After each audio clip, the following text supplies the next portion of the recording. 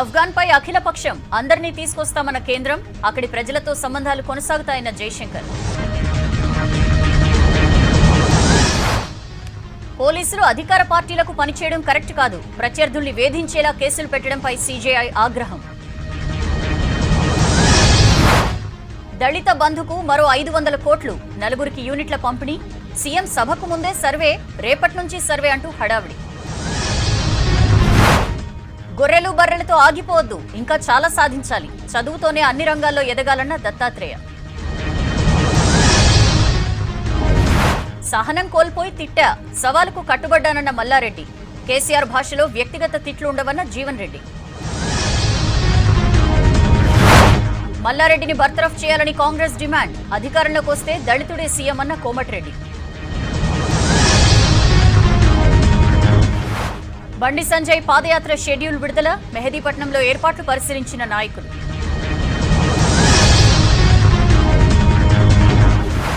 ఎస్సీల్లో అధికారులున్నారని సీఎంకు ఇప్పుడే గుర్తొచ్చిందా? మల్లారెడ్డి యూనివర్సిటీలో ఆయన భాషే నేర్పిస్తారా అన్న ఆర్ఎస్ ప్రవీణ్. సుప్రీంకోర్టుకు 9 మంది కొత్త న్యాయమూర్తులకు రాష్ట్రపతి ఆమోదం, జడ్జిగా వెళ్లనున్న high court chief justice Hima Kohli. Huzurabad లో దళిత బంధు కోసం ఇవాళ మరో 500 కోట్లు రిలీజ్ అయ్యాయి. దీంతో హుజురాబాద్ కి ఇస్తామన్న 2000 కోట్లను ఇప్పటికే కలెక్టర్ కు చేరాయి. రేపటి నుంచి హుజురాబాద్ లోని దళిత వాడల్లో ఇంటింటి సర్వే నిర్వహించనున్నారు. మరోవైపు ఇవాళ 4 లబ్ధిదారులకు పథకం కింద వారు ఎంచుకున్న యూనిట్లు అందించారు.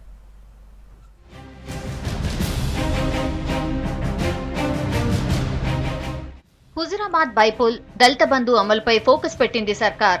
రేపు కరీంనగర్ వెళ్లనున్నారు సీఎం కేసీఆర్. కలెక్టరేట్లో రివ్యూ నిర్వహించి దళిత బంధు అమలుపై చర్చించనున్నారు. దళిత బంధు పైలట్ ప్రాజెక్టుకు మరో 500 కోట్ల రూపాయలు రిలీజ్ అయ్యాయి. 500 కోట్ల రూపాయలను కరీంనగర్ కలెక్టర్ ఖాతాకు విడుదల చేసింది రాష్ట్ర ఎస్సీ కార్పొరేషన్. దళిత బంధు పైలట్ ప్రాజెక్టు కోసం 2000 కోట్లను రిలీజ్ చేస్తామని హుజురాబాద్ సభలో సీఎం కేసీఆర్ చెప్పారు. ఈ నెల 9న 500 కోట్లు, 23న మరో 500 కోట్లు, 24న 200 కోట్లు, నిన్న 300 కోట్లు, ఇవాళ మరో 500 కోట్లు రిలీజ్ చేసింది రాష్ట్ర ప్రభుత్వం. దీంతో దళిత బంధుకు 2000 కోట్లు పూర్తిగా రిలీజ్ చేసినట్టయింది. దళితులు ఆర్థికంగా, సామాజికంగా అభివృద్ధి చెందాలన్నదే దళిత బంధు లక్ష్యమన్నారు కలెక్టర్ ఆర్వి కర్ణన్. కరీంనగర్ జిల్లా హుజురాబాద్ లో దళిత బంధు పైలట్ ప్రాజెక్టు అమలుపై సర్వే అధికారులతో సమీక్ష నిర్వహించారు. రేపటి నుంచి దళిత వాడల్లో ఇంటింటి సర్వే చేయాలని ఆదేశించారు. ప్రతి ఇంటికి క్లస్టర్ ఆఫీసర్, స్పెషల్ ఆఫీసర్, సహాయ సిబ్బంది వెళ్లి ఆన్లైన్ డేటాతో పాటు ఆఫ్లైన్ డేటా సేకరించాలన్నారు. డేటాను దళిత బంధు యాప్ లో నమోదు చేయాలన్నారు. బ్యాంక్ అధికారులు కూడా ఇంటింటికి వెళ్లి లబ్ధిదారులకు కొత్తగా దళిత బంధు బ్యాంక్ అకౌంట్ ఖాతాలను తెరవాలని సూచించారు. ప్రతి ఇంటికి వెళ్ళాలి, ఎస్సీ దళిత వాడకి వెళ్ళాలి, వాడికి వెళ్ళాలి, ప్రతి ఇంటికి కవర్ చేయాలి. It is not only supporting staff special officer పని కాదు, క్లస్టర్ ఆఫీసర్ కూడా ప్రతి ఇంటికి వస్తారు, ఫామ్ ఫిల్ చేస్తారు, అక్కడే సైన్ చేసుకుంటాం, అక్కడే ఆన్లైన్ అప్లోడ్ చేస్తాం. దాంతో పాటు నెక్స్ట్ హౌస్ హోల్డ్ పెడతాం. దళిత బంధు పథకం ద్వారా కూలీలు, కార్మికులుగా పనిచేస్తున్న దళితులు ఓనర్లుగా మారతారన్నారు మంత్రి గంగుల కమలాకర్. హుజురాబాద్ లో సీఎం చేతుల మీదుగా చెక్కులు అందుకున్న 15 మందిలో ఇవాళ 4కి దళిత బంధు కింద వారు ఎంపిక చేసుకున్న యూనిట్లను మంత్రి గంగుల అందజేశారు.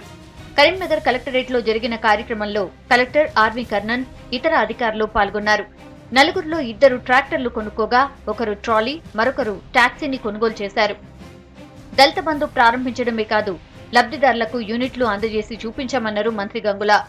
గౌరవ ముఖ్యమంత్రి కేసీఆర్ గారు ఒక గొప్ప పథకాన్ని ఈరోజు తెలంగాణ రాష్ట్రంలో ఒక గొప్ప పథకాన్ని తీసుకోవడం జరిగింది. నిన్నటి వరకు డ్రైవర్, ఈరోజు నుంచి ఓనర్. ఈరోజు వాళ్ళ ముఖాలలో సంతోషం కనబడుతుంది, వాళ్ళ ముఖాలలో చిరునవ్వు కనబడుతుంది. ఈ చిరునవ్వే గౌరవ ముఖ్యమంత్రి కోరుకున్నారు. కానీ ఈరోజు వారి జీవితాల్లో వెలుగు నింపడం వల్ల వారు సామాజికంగా ముందుకెళ్తున్నారు, ఆర్థికంగా ముందుకెళ్తున్నారు. హుజురాబాద్ లో అన్ని కుటుంబాలకు దళిత బంధు పథకం అందిస్తామన్నారు మంత్రి. సర్వే పక్కాగా నిర్వహించి గ్రామ సభలో అభ్యంతరాలను స్వీకరించి ఫైనల్ లిస్టు రెడీ చేస్తామంటున్నారు జిల్లా ఉన్నతాధికారులు. హుజురాబాద్ లో కాంగ్రెస్ కు డిపాజిట్ కూడా రాదన్నారు మంత్రి హరీష్ రావు. బీజేపీకి ఎందుకు ఓటేయాలో చెప్పాలన్నారు. స్వార్థం కోసమే ఈటల రాజీనామా చేశారని విమర్శించారు హరీష్. రాజీనామా విషయంలో తాను చేసిన సవాల్కు కట్టుబడి ఉన్నానన్నారు మంత్రి మల్లారెడ్డి. అమ్మకానికి బీజేపీ, నమ్మకానికి టీఆర్ఎస్ మరో రూపమన్నారు మంత్రి హరీష్ రావు. అసహనంతో ఈటల ఇష్టం వచ్చినట్లు మాట్లాడుతున్నారన్నారు. కేసీఆర్ సర్కార్ రైతు బంధు ఇస్తుంటే కేంద్రం ధరలు పెంచుతూ రైతుల నడ్డి విరుస్తోందన్నారు. ఈటల తన బాధను ప్రపంచ బాధగా చిత్రీకరిస్తున్నారన్నారు. కరీంనగర్ జిల్లా వీణవంక మండలం చల్లూరులో జరిగిన టీఆర్ఎస్ కార్యకర్తల సమావేశంలో మాట్లాడారు హరీష్ రావు. ప్రజలు బాగుపడాలా, ఈటల బాగుపడాలా ఆలోచించాలన్నారు. రాజేందర్ గారు గెలిస్తే వ్యక్తిగా ఆయన లాభపడుతుండొచ్చు, బీజేపీ పార్టీ బలపడుతుండొచ్చు, కానీ నష్టం హుజూరాబాద్ ప్రజలకు మాత్రం నష్టం లేదు. ఇలా నేను ఒకటే అడుగుతున్నా, మీరు కార్యకర్తలుగా మీరు ప్రజల ముందు చర్చ పెట్టండి. ఒక వ్యక్తిగా రాజేందర్ గారు లాభపడాలన్నా 2,29,000 మంది హుజూరాబాద్ ప్రజలు బాగుపడాలన్నా అనేది మీ నమ్ముతున్నారు. ఉన్నాయి అమ్ముడు, డీజిల్ పెంచుడు, పెట్రోల్ పెంచుడు, సిలిండర్ ధర పెంచుడు, బాహ్య కాడ మీటర్లు పెంచుడు, దొడ్డు బియ్యం గుణమనుడు, ఈ తప్ప మీరు చేసిన మంచి పని ఏంటో చెప్పండి. ఇలా రైతు యొక్క బతుకుదలలో మార్పు తెచ్చిన కేసీఆర్ కొట్టేయాలన్నా, రైతులను రోడ్డు మీదకి తెస్తా అని ఇలా ఎరువుల ధరలు పెంచడానికి కూడా రెడీ చేసిన వాళ్ళు దేనికోసం బీజేపీ పార్టీ కొట్టేయాలన్నా. రాజీనామాపై చేసిన సవాల్కు కట్టుబడి ఉన్నానన్నారు మంత్రి మల్లారెడ్డి. రేవంత్ రాజీనామా చేస్తే తాను వెంటనే రాజీనామా చేస్తానని, ప్రజల్లోకి వెళ్లి ఎవరేంటో తేల్చుకుందామన్నారు. రేవంత్ ఒక్కటి తిడితే తాము 10 మాటలు తిడతామన్నారు మల్లారెడ్డి. మాకు తిట్టు రావా? నువ్వు ఒక్కటి తిడితే 10 తిడతాం, విడుస్తామా? కాబట్టి దానికే సవాల్ విసిరినా, దానికోసం వెయిట్ చేస్తున్నా. ఎప్పుడు రాజీనామా చేయాలని చూస్తున్నా.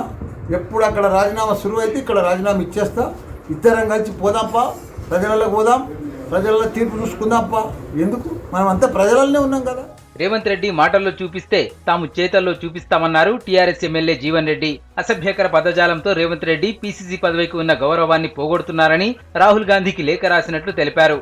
రేవంత్ రెడ్డి భాషను కంట్రోల్ చేయకపోతే కాంగ్రెస్ కే నష్టమన్నారు జీవన్ రెడ్డి. రేవంత్ రెడ్డి చివరి అసలు మీరు మాటలు పద్ధతి ముఖ్యమంత్రి గారిని మీద మాట్లాడేటప్పుడు ఒళ్ళు దగ్గర పెట్టుకొని మాట్లాడండి.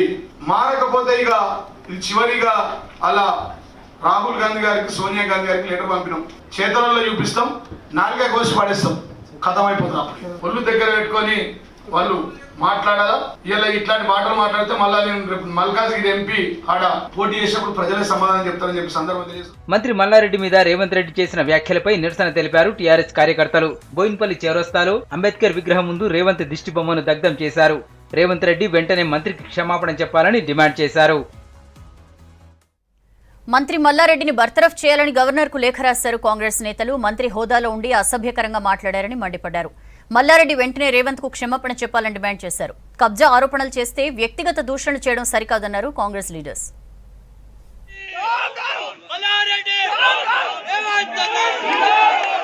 రేవంత్ రెడ్డిపై మంత్రి మల్లారెడ్డి అనుచిత వ్యాఖ్యలు చేశారంటూ నిరసన తెలిపారు కాంగ్రెస్ నేతలు. హైదరాబాద్ బోయిన్పల్లిలోని మంత్రి మల్లారెడ్డి ఇంటిని ముట్టడించారు కాంగ్రెస్ దళిత నాయకులు. ఆయనకు వ్యతిరేకంగా నినాదాలు చేశారు.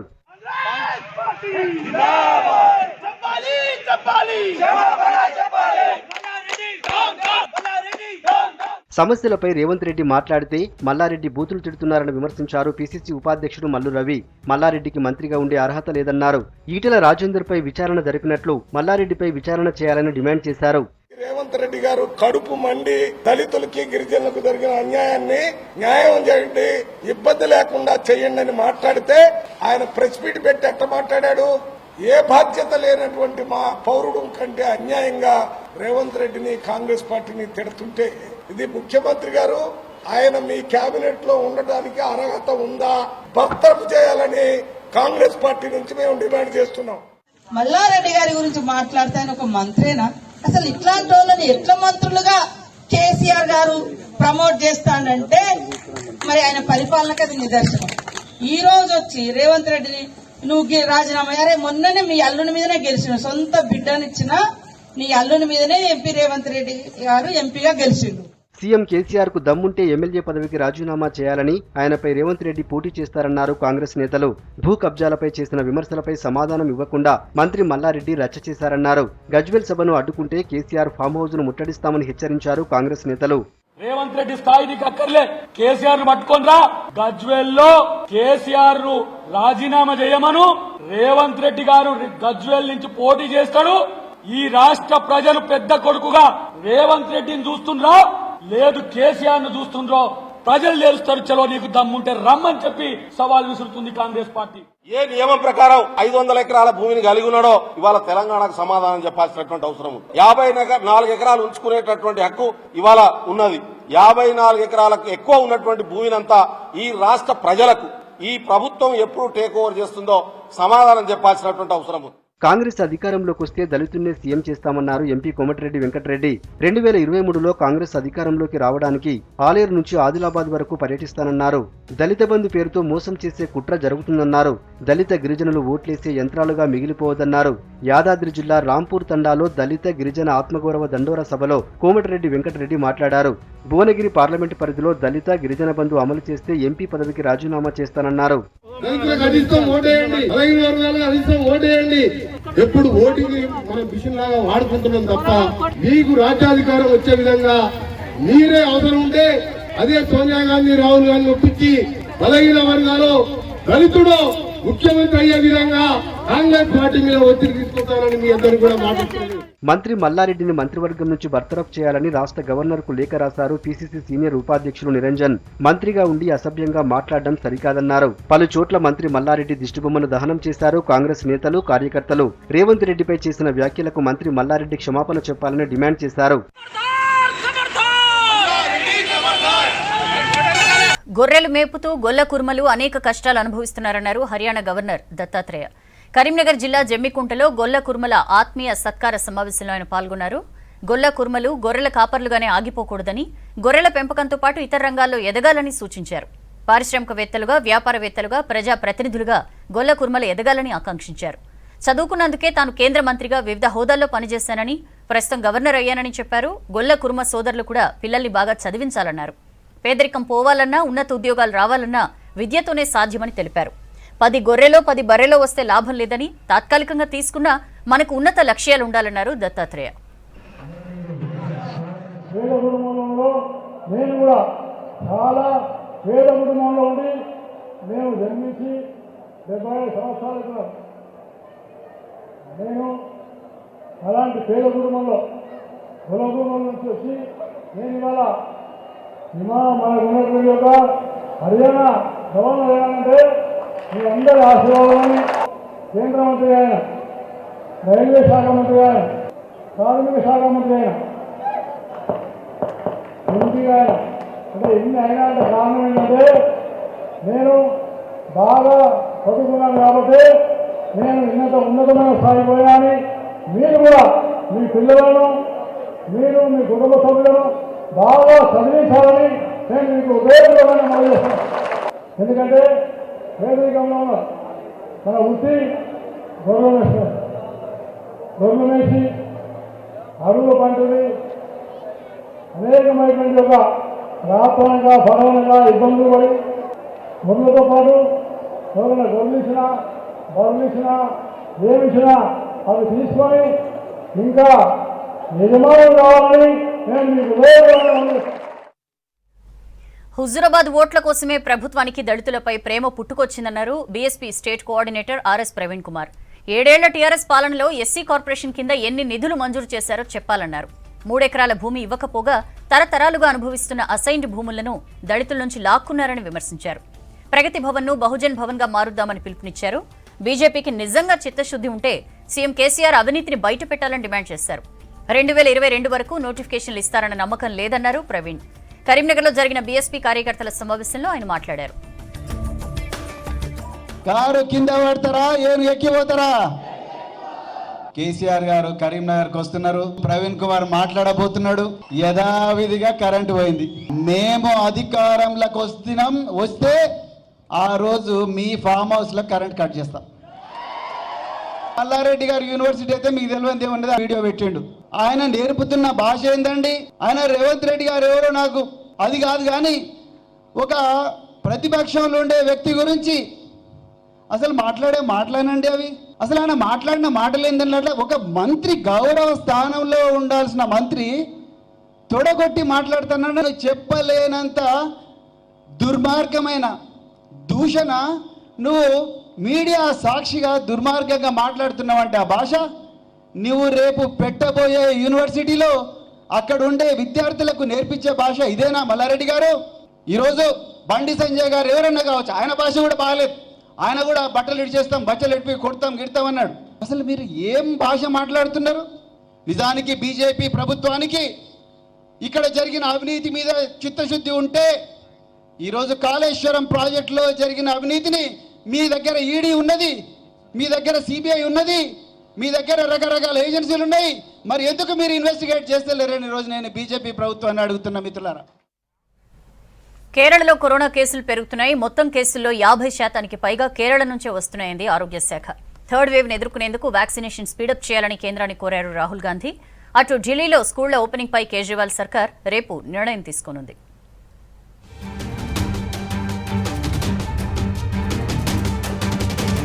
దేశంలో వస్తున్న మొత్తం కేసుల్లో 51% కేరళ నుంచే వస్తున్నాయని చెప్పారు కేంద్ర ఆరోగ్య శాఖ కార్యదర్శి రాజేష్ భూషణ్. కేరళలో 1,00,000కు పైగా యాక్టివ్ కేసులున్నాయన్నారు. మహారాష్ట్ర, కర్ణాటక, తమిళనాడు, ఆంధ్రప్రదేశ్లో 10,000 నుంచి 1,00,000 వరకు యాక్టివ్ కేసులు ఉన్నాయని చెప్పారు. మహారాష్ట్ర నుంచి 16% కేసులు, కర్ణాటక, తమిళనాడు, ఏపీలో 4 నుంచి 5% పాజిటివ్ కేసులు వస్తున్నాయన్నారు. ఆఫ్ఘనిస్తాన్ నుంచి వస్తున్న వారికి ఆర్టీపీసీఆర్ టెస్టులు చేస్తున్నామని, పాజిటివ్ వచ్చిన వారిని ఐసోలేషన్ కు తరలిస్తున్నామని తెలిపారు. देश में 46,000 नए केस रिपोर्ट हुए. 58% केसेस, इस 46,000 के 58% केसेस एक राज्य केरला से रिपोर्ट हुए हैं और 10,000 से 1 लाख के बीच के जो एक्टिव केसेस हैं वो 4 राज्यों में हैं, महाराष्ट्र, कर्नाटक, तमिलनाडु और आंध्र प्रदेश. हम दूसरे सर्ज के भीतर हैं.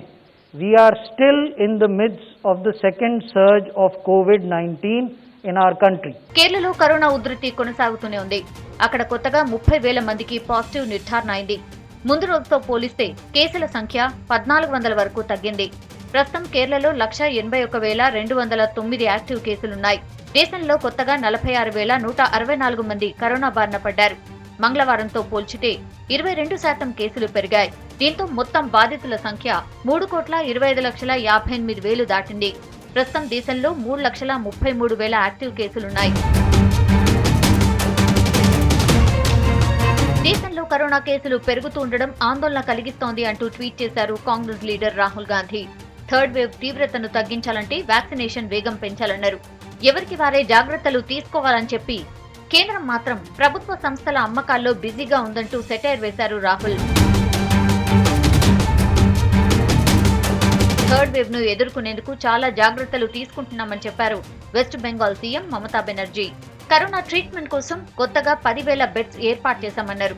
12 ఏళ్ల లోపు పిల్లలున్న తల్లులకు వ్యాక్సినేషన్ కోసం ప్రత్యేక ఏర్పాట్లు చేశామని తెలిపారు. থার্ড ওয়েভ আমরা অলরেডি করেছি, বিশেষ করে পেডিয়াট্রিক চিলড্রেনদের জন্য এবং বিশেষ করে 12 বছর বয়স পর্যন্ত যে বাচ্চারা আছে সেই বাবা মাদের আমরা চেষ্টা করছি আমাদের ইনজেকশনের মধ্যে তাদেরটা প্রায়োরিটি দেওয়া. এছাড়াও 10,000 বেড আমরা তৈরি করে রেখেছি. కరోనా వ్యాక్సిన్ 3వ డోస్ తీసుకోవడానికి ఇప్పటి వరకు ఎలాంటి ప్రొవిజన్స్ లేవని కేరళ హైకోర్టుకు తెలిపింది కేంద్ర సర్కార్. సౌదీలో కోవాక్సిన్ తీసుకుని ఇక్కడ కోవిషీల్డ్ వ్యాక్సిన్ తీసుకునేందుకు అనుమతి ఇవ్వాలంటూ కేరళ హైకోర్టులో పిటిషన్ దాఖలైంది. దీనికి కేంద్ర ప్రభుత్వం సమాధానమిచ్చింది.